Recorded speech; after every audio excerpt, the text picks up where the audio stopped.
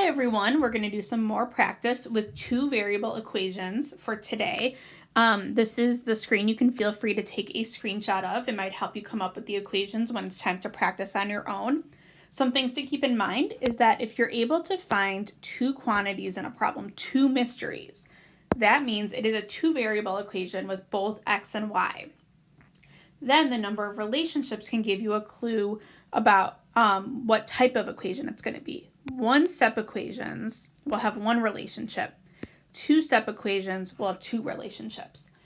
That's a rule of thumb because these problems are word problems. There might be extra relationships in there. It's not a guaranteed answer, but it's at least a rule of thumb. Some reminders is that independent variables are always associated with x as the variable, and a typical example is time. Sometimes time can be dependent, but it is usually independent. Dependent variables are always associated with y, and a typical example is money. Again, money can be independent, but it is usually dependent. And there's lots of other examples besides money and time. Those just happen to be the two most common ones.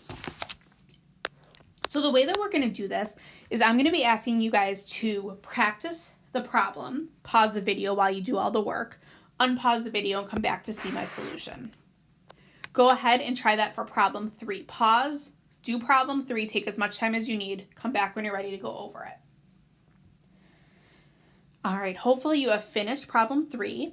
It says Priya streams movies through a company that charges $5 monthly fee. Charges a $5 monthly fee plus $2 per movie. In a single month, determine how much her bill will be based on. I keep reading this wrong. Determine how much her bill will be based on how many movies she watches. So the key here is that we're talking about a single month. So months will not be one of our variables. It's not a mystery how many months we're talking about. The mysteries here is how much her bill will be. So her bill is a quantity and the number of movies she watches is a quantity. Those are going to be my two variables. One will be independent variable in x, one will be dependent variable in y. Whatever I put for independent variable automatically goes with x, no matter what. Whatever I put for dependent variable automatically goes with y, no matter what. So let's decide which goes with which. Well, her bill, that's kind of like money. So I think that's going to be my dependent variable. And then movies, how many movies she watched, is left over for independent. But I want to make sure that makes sense. Let's see. So the bill depends on how many movies she watches. I think that makes sense. She can choose how many movies she watches, and then that determines what the bill will be. So money depends on movies. Another clue is that it says how much her bill will be, I want a different color, based on, that means the same thing as depending on how many movies she watched. So the bill depends on the movies. So we're all making sense here. Movies is then going to be dropped down, and money is going to be dropped down. So the independent variable is movies, let x be movies. The dependent variable is money, let y be money. They have to go together. Now the equation. I know I'm going to start with y equals. Let's see what kind of relationships I can pick out. I'm going to use a different color highlighter. Let's see. I see plus in here, and I see per. Those are my two relationships, plus and per. So I'm probably going to be picking something from the yellow box. So $5 monthly fee, that doesn't repeat because it's only taking place in 1 month, plus $2 per movie. Per is multiplication, so 2x. And that looks like the two-step equation type number 1. It just switched around. So I could have also written y equals 2x plus 5, but when it's addition, the order doesn't matter. So that is fine. All right, so we did an acceptable equation type. Now the question is, if her bill is $13, how many movies did she watch? So let's see. The bill is the key word, $13. Which one of our variables is money? Dependent variable and y is money. That tells me that the 13 needs to go where the y is. Because I want to find out how many movies she watched, and movies is x. So remember, for two-step equations, we always add or subtract first, then multiply or divide. Subtract 5 from both sides, and I get 8 equals 2x. Now I can multiply or divide. In this case, I'm going to divide. 8 divided by 2 is 4. X equals 4. And as a reminder, X is movies. So that tells me what unit to put. We do need a unit here. 4 movies is the answer. You could always check if it makes sense. So based on the problem, it's going to be $4 per movie. So $2 per movie. So 4 times 2 plus the $5 monthly fee. 8 plus 5 is 13. Yep, that's what we wanted it to be. So I'm not even really using my equation to check. I'm using the language and the problem to check.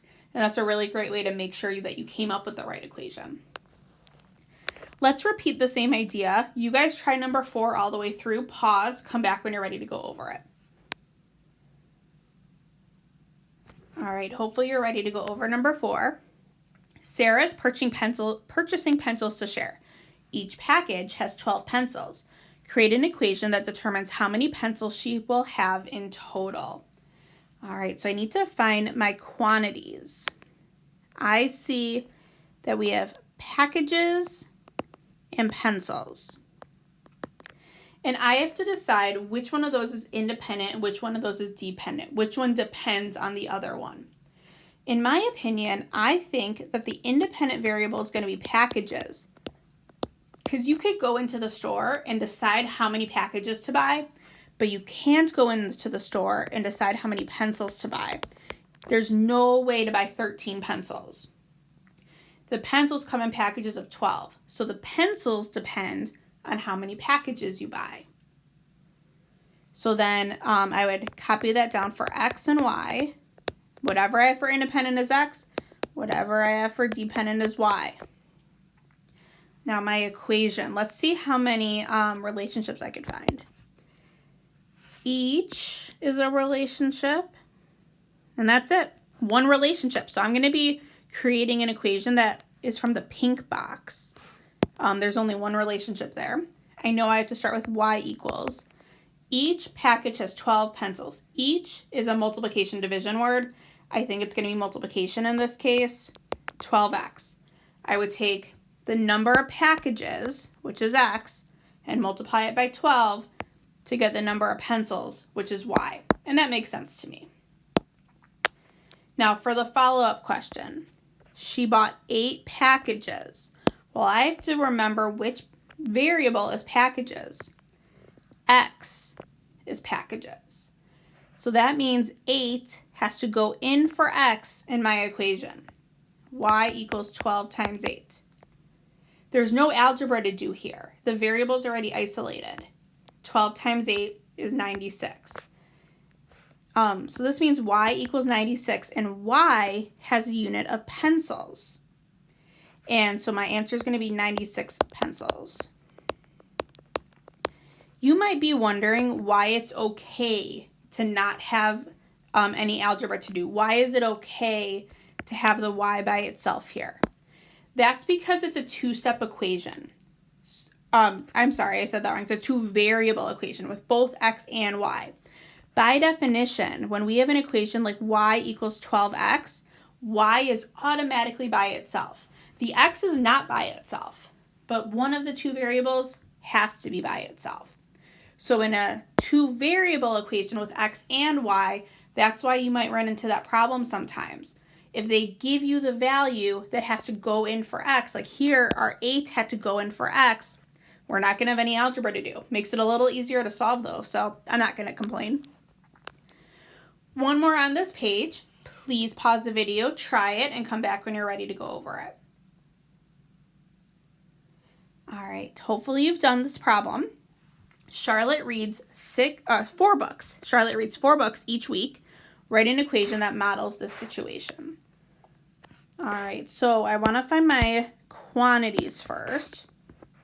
I see books and weeks. I might also start listing out the steps that I'm doing because maybe that'll help you when you try some on your own. So the first thing I've been doing is I've been finding my quantities. From there, I decide which is the independent variable and which is the dependent variable. And I know that comes from the quantities. One of the quantities will be independent, one of the quantities will be dependent. So books and weeks. Weeks is an example of time, and based on what we talked about at the beginning, time is usually independent variable in X. So I'm going to put weeks and books here, and let's see if that makes sense. So she can't control how time passes. The number of books she read depends on how much time she has passed. It wouldn't work the other way around. The number of weeks that have passed cannot depend on how many books she's read. Because if she decides to read 5 books, it doesn't magically make time go faster. So weeks, which is time, is almost always independent. So I'm going to bring down weeks here, and I'm going to bring down books here. All right, so that would be step 3 then. It would be find X and find Y. And we know that whatever independent is X, whatever dependent is Y. The next thing that I do is I find my relationships. This is going to help me determine if it's probably a 1-step equation or a 2-step equation. So let's see what relationships I could find. I see each, and that's all I see. So I have one relationship, which means it's going to be from the pink box up here. It's a 1-step equation. Probably. Maybe I missed one, but that's my guess at least. And from that, I do the equation. So the relationship gives me the equation. So I know I have to start it with y equals. All of the examples up here all start with y equals.